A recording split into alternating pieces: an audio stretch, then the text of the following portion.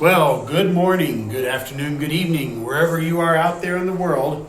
It's time for another wonderful, riveting episode of SoundTraxx Sound Bites. This is our train talk from milepost 141, sound discussion, blog, post, podcast. That was the word I was looking for.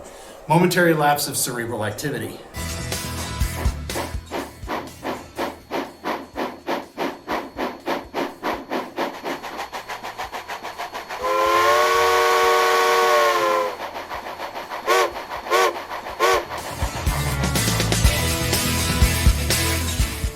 But anyway, this episode, obviously you noticed the vacant chair next to me. Norman is no longer working with SoundTraxx.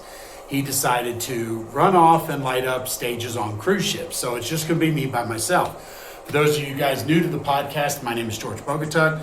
My primary function with the company here has been with sales. And I go out and do sales with shows around the country, doing presentations, setting up trade show booths and getting to meet many of you folks out there, as well as dealing with the retailers here at the office. I'll be on the phone with them, making sure they're apprised of any new information, answering any questions they may have, things like that. So I've been around the block a minute or two. It's been 16 great years working here at SoundTraxx. There's many times I don't feel like I've worked a day at all. So it's actually quite entertaining and enjoyment. For me, as a lifelong model railroader myself, I don't feel like I've been working, just helping out fellow friends out there. And that's one of the things I enjoy about doing this, either the podcasts, the videos, or actually being on the phone helping answer questions for you folks, because I do enjoy doing this. And so, you know, they always say don't make your hobby your career. I kind of enjoy it. So it's kind of a different perspective on everything. So it's not like I'm building models all day long. I'm usually not. This is about the most amount of time I get to play with a model during my time here. But most of the time I'm usually on the phone answering questions and helping other folks figure out how to run their models. So when I get home, I can still run my models and be a break from answering the phone, selling widgets on the phones to retailers, things like that, all around the country. So with that, we're going to talk a little bit about some of my latest projects. Now, as we've talked about in some of the past blogs, you've seen some of these models come up in discussion. And these are three of my GP38s that I have from various different manufacturers. These two are Athearn Genesis, and then this one is a very old, right after Walthers took over, a Proto 2000 that I've upgraded and installed a BlueNami. I think we talked about this one on one of the podcasts, but if not, it's definitely an interesting video or an interesting subject because it does have some slight variations in the details. Most notably, for example, this is a cast plastic fan on top of it, whereas these are etched metal, so they're more visible, more see-through. But these were released well after this particular model, so that's an easy upgrade. It's on my to-do list, but as we all know how to-do lists go, they'll get done eventually. But one of the things I had to do in this particular model was we had to cut down a lot of the weight. So I had to come in and mill down across the top here and then cut down over here. So right now I've got two cube speakers sitting here underneath the radiator fans, and then inside here I have a Nix Trains Decoder Buddy and a BlueNami 21 pin plugged into that. And then of course I have all the lights attached. I've got my front class lights, front number boards, rear class lights. Then of course we have our ground lights and then a headlight and backup light. Doing pretty much the standard installation that I've done in a lot of things where we put the LED right behind the light. Now, on these particular models, the number boards actually had a light pipe that would go behind it to illuminate the light. And the way this was designed inside, there were two light bulbs one would sit right in front of the headlight, and then there was a little shield, and the second one would shine here. And the way that it worked was that the light emanating from the side then would allegedly bounce in this pipe and then aim forward and come out the end where the number board was. And because it was a 3-volt light and also illuminating from the side rather than the head end, the light was dimmer in that regard versus the 1.5 volt bulb that was behind the light castings. But what I did was I took that all apart and took those light pipes and cut them short, and then drilled a little hole in the back of it and just stuck a micro 0402 wired LED that I get online, that stuck it behind the number boards and the headlight castings. And then the class lights were actually cast open already, and then they had a little clear piece of plastic in it, so I literally just had to put the LED on the inside of it and then put it together. Now once I glued that LED in place, then I'll tack glue it with a little bit of cyanoacrylate so that it holds it where I want it. Then once that's dry and the LED is pretty secure where it is, then what I'll do is I'll take some of the microscale crystal clear and paint over it and create a blob to kind of enclose that LED to make sure it holds in place. And this is where it takes a little bit of time, because once that's dry, then I come back over and paint it with silver. And I don't know how much this really makes a difference, but in my eyes, sometimes I can see the reflection of the silver paint to simulate that reflector that's actually inside the light bulb. So I just go ahead and do it anyway. And then once that's done, then I'll paint over it with black as a way to seal it up so that you don't get that unrealistic glow inside the model. Especially if you're doing things like class lights where you have glowing underneath the model because that light is so bright, or at least visible, that it shines it down. So then once that's done, then you put the model back, you put those lenses back into the housings, and then once you're done with that, then you take that and put it into the model and then wire it up to, either in this case it was the Decoder Buddy. Now in these two cases here I used our BlueNami P&P, and then I just added the resistors onto the decoders for the LEDs. Now I know we get a lot of questions, why do you not add resistors on your decoders already? Well, we did that once upon a time in our original Tsunami product line. We had the BW1000 and the IM1000s, and I believe there was the KT1000 also that had pre-made resistors built into the decoder. Well, what happened was we had a handful of folks that thought it was perfect and it was great. They put it in, just wire the LED and move on with their life. But then there was another group of people who said, wow, those LEDs are too dim, or those LEDs are not bright enough, or whatever the case is. And so what would happen is then they would go in and buy the universal ones and then put their own resistors. And so we actually, when we were building the next generation, the Tsunami 2, we actually had a discussion about that, and we decided to leave the resistors off of the board because that lets you, the user, decide which LED board or which resistor you want for your LED so that you can adjust the brilliance. Now we also did include brilliance registers so that you can actually adjust things like, for example, going back to the number boards, I can select an on-off brilliance 1, on-off brilliance 2 lighting effect that I can actually adjust the brilliance using a CV rather than the resistor value. But the overall resistor value is still, again, up to you, because when it comes to LEDs, LEDs are more current sensitive as opposed to voltage sensitive like a light bulb. And so when if you actually sat and did the math with what an LED would be, you'd actually end up using something like a 470 or a 560 resistor, and again based on your track voltage. But because LEDs are current sensitive, which means they just need current flowing, you can use a much higher resistor and still get the light to light. So even with these micro LEDs, if I use 1,000 ohm or a 3.3K, which is 3,300 ohms, you still get that LED will still illuminate, albeit at different brilliances.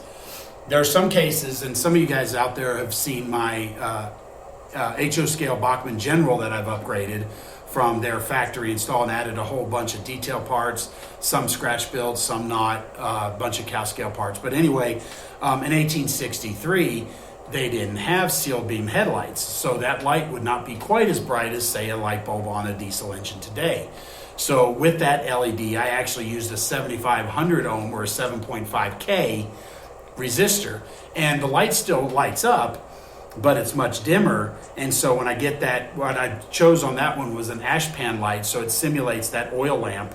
So there's a little bit of flicker in it, but not a lot. It's not like an aggressive firebox flicker, but what it does is it knocks that brilliance down so that it doesn't appear quite as bright as, say, something on a sealed beam. So if I was to claim in my model world in 1978 they restored the General back to the way it was when it ran in 1860, including the oil lamp, then I would have a more realistic glow and appearance to that light next to the bright lights of, say, our modern diesels. So it gives you some flexibility, and that's kind of why we chose to do that. So yes, you'll still want to use the resistors. But when it comes to the LEDs, even Nick's Decoder Buddy has two options. You have a 1K version of the Decoder Buddy, and then you have a 2.2K version of the Decoder Buddy. And again, it involves brilliance of the LEDs. So he's giving you options to pre-regulate his circuit board with different resistor values. Now, I typically use the 1000 ohm, just because that's typically what I use on most of my models anyway, is the 1000 ohm, but you do have an option. So it just kind of illustrates that there are choices out there. Everybody has a different view. And part of the reasoning is that even with our brilliance CVs, I've been to layouts where people will tell me, man, look at how bright that light is. Isn't that awesome? And then I've had the same people tell me that same light is, oh my God, look at how bright that is. It's burning my retina. So this allows you as the user to be able to adjust what resistor value you want, what effect you're going for, and then the decoder can then fine tune that effect to make sure that you get the proper brilliance that you're looking for. So that kind of gives you a little illustration into that. Now, the one thing I do want to discuss here is, with our BlueNami, I've seen a lot of folks look at it, they think it's neat, but they're hesitant to try it. And I want to show you here, partially using the models that are here in front of me, to just really show you just how easy it is to use the app.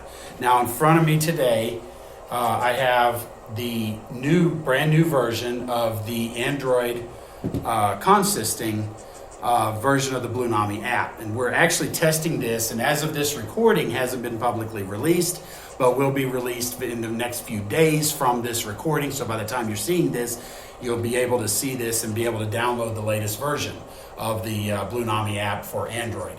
Now, there's a lot of cool things that are built into this Android version that aren't in the Apple, and eventually will be upgraded with the Apple version as well. But some of the things with the BlueNami app, for example, I've got 3 GP38s.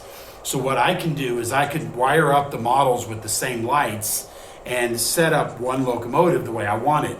Then I can do a CV backup, and what that'll do is in the app, it will actually store your CV settings.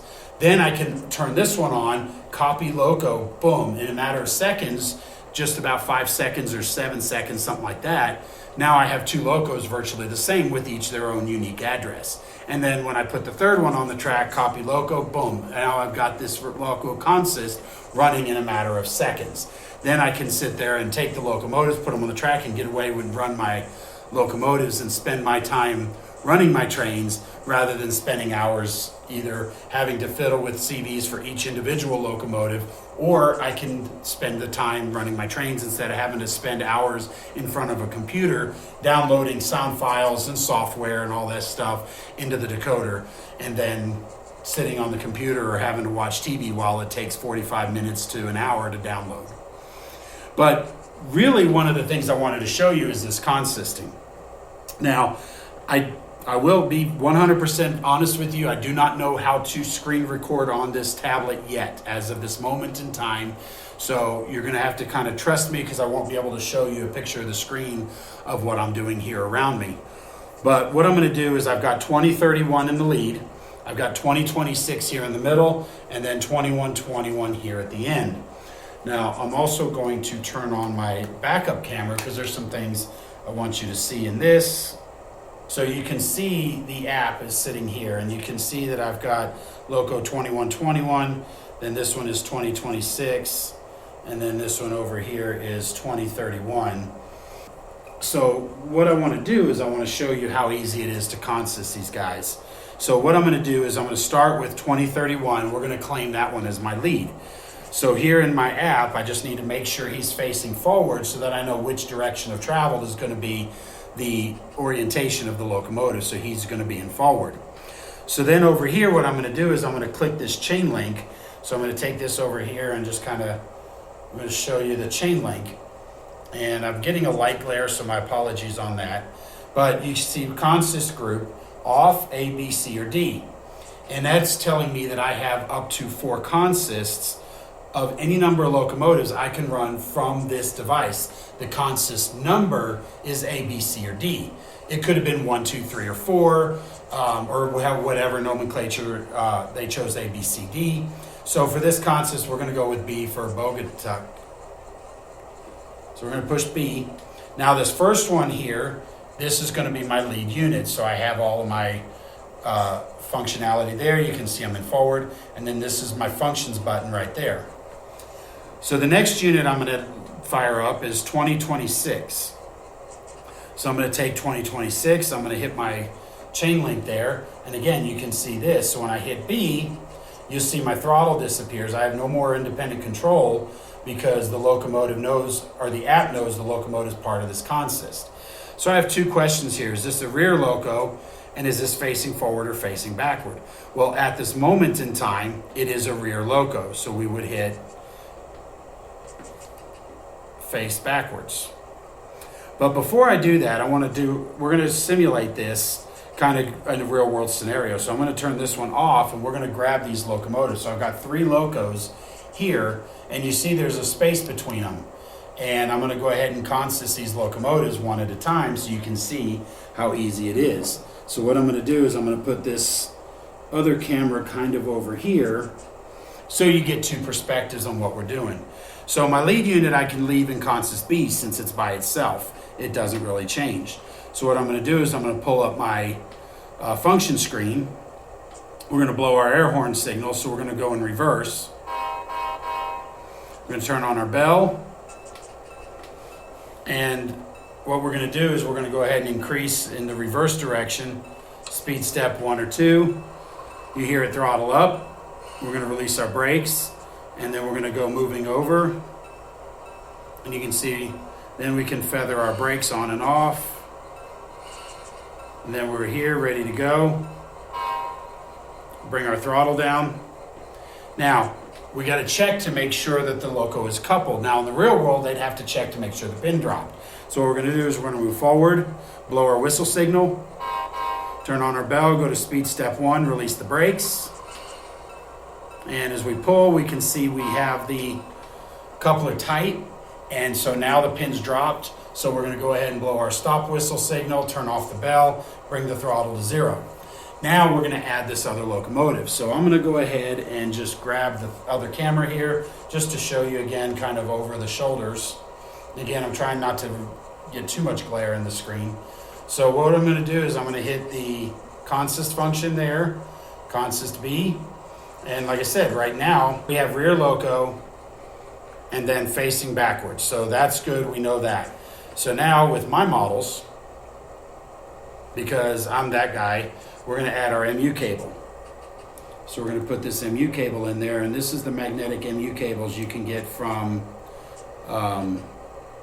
Pacific Western. You can also get your SoundTraxx products there, but that adds a little extra bit of realism, and below that you can see the magnetic air hoses that are connected there as well. So now we've got our locomotives together, we've got them consisted. So now we're going to go in reverse, we're going to pick up the third loco. So we're going to do the same thing. We're going to move in reverse, we're going to blow our whistle, our air horn, turn on our bell, we're going to go to speed step 2, turn on our brakes, or release our brakes, go to speed step 1, and whoop, we missed. So now I got to change directions, pull away, set my brakes. Now what I'm going to do is I'm going to pull these knuckles to make sure they're kind of better aligned and hopefully be able to catch them this time around. So now we're going to blow our air horn, turn on our bell, we're going to go in reverse, release the brakes, and this time I'm going to cheat a little bit. There we go. So now we're connected. Now we're going to pull the pin to make sure. We're going to go in forward, bell, go to speed step 1, reduce the brakes, and our pin's dropped. So now we can add in the oops, now we can add in the MU cable here, and now we're going to add the other locomotive using the app. So again, I'm going to grab this other camera over here, and like I said, hopefully you guys can see this clear enough. And what I'm going to do is I'm going to hide this right now. So now I'm going to grab I'm going to make sure we're stopped this time. So now the third loco, 2121, which is my rear unit right there, what I'm going to do is I'm going to add it to the consist, and again, whoops, wrong button, consist B. Now you can see it's a rear loco, and you'll notice the other one automatically took notification of a mid loco because it knows I picked up. So you have rear loco facing backward. In this case, this loco is actually facing forward.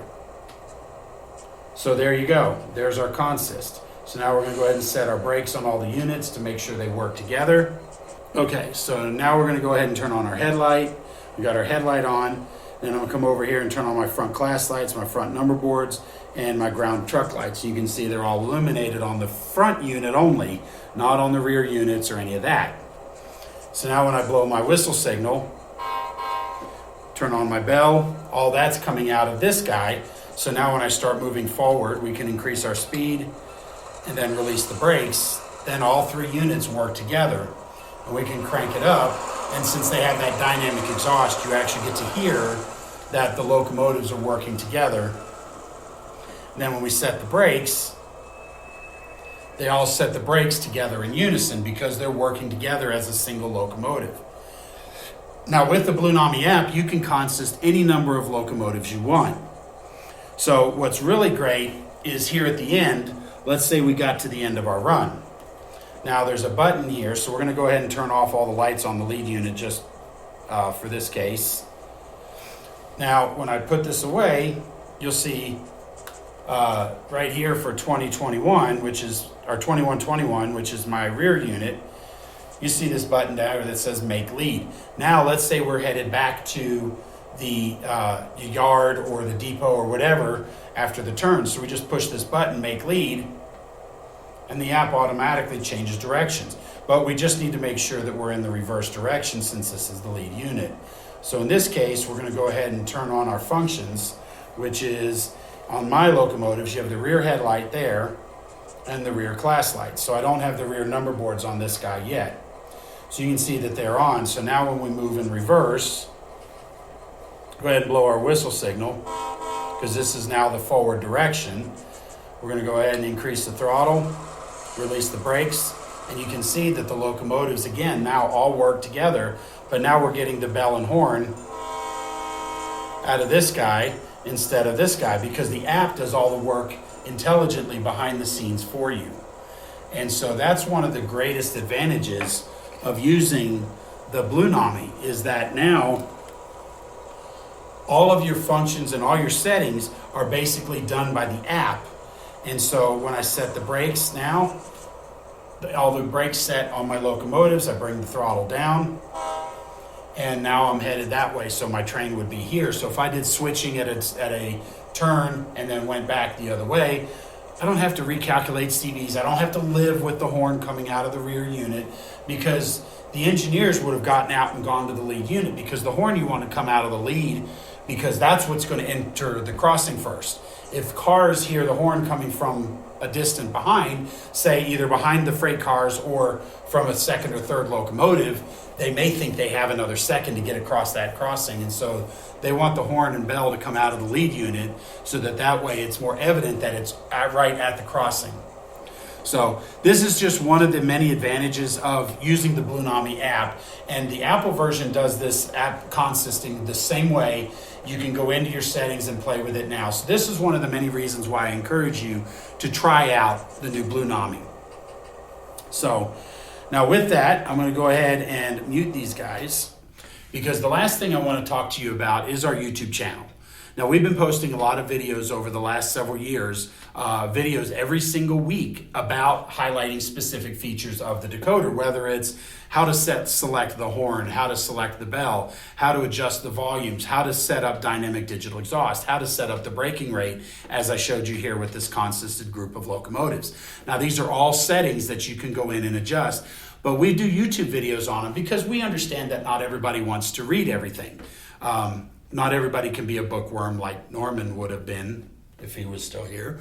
But anyway, so not everybody wants to read the manuals, and the manuals can be a little dry. But first off, make sure you're getting the user's guide, and please start with chapter 1. But in this video, we've got a lot of, or in our YouTube channel, we have a lot of great videos, and we're starting a series on lighting where I'm talking about all the details of locomotive lighting, what it means, and it's actually indicating, similar to the way a signal would be on the side of the tracks. The signals on the locomotive, the lights and everything mean something. For example, the clear class lights on this particular consist that I showed you here today actually would mean that this train was scheduled as an extra, or written up as an extra, not a scheduled train on the roster or on the timetable. So if you were meeting a train, say extra 2121, since right now at this moment this is our lead, then when you see that train pass with the number boards illuminated and the clear class lights, you can be sure that that's the train you're waiting for, extra 2121. So once that train clears, you're now permission to do whatever the dispatcher told you to do. So I encourage you to check out that series. Be sure you like and subscribe to our YouTube channel and click that notification bell so that you'll get notified every time we have a new video posted live. Now, the last thing I'll close off with is that we do have a new support person here. His name is Graham Zielinski, and he's been with us now for a few weeks as of this recording. He will be coming onto our podcast. He just didn't want to do it the first time, his first week here. So we wanted to welcome him on board, and feel free to reach out. Graham himself is a modeler, and I'll have him introduce himself when he comes on this podcast in the next couple of episodes. But he is a very smart young kid. He's really eager, and he really loves helping you. And he's already picked up a ton in the couple of weeks he's been here. So be sure to welcome him, and feel free to reach out and call him. So the good news is we didn't really lose much time with that. We lost Norman's experience, but we've got Graham's experience. It's a little bit different, and he's a quick learner as well. So we should be up and going with him pretty quick. But the good news is if he doesn't know the answer, he's not just going to give you something. He'll go look it up, find the answer, ask one of us, and he'll come over and give you the answer. So we'll be having him on the podcast before too much longer. So anyway, guys, that's everything I've got planned for this particular episode. I appreciate you sticking around with me. I know it was a little bit me talking to the camera and talking to you folks out there. So hopefully it was entertaining enough. I know we didn't have the banter between Norman and I, but we'll start giving Graham a hard time once he comes on the podcast. So that's it for this episode. Thanks for watching. This has been Train Talk from Milepost 141. Geez, I can't even speak right now. Milepost 141. This is our SoundTraxx Soundbites podcast, and we're signing off for you. We hope everybody has a great Christmas and holiday season and a very happy new year, and we'll see you guys in 2025.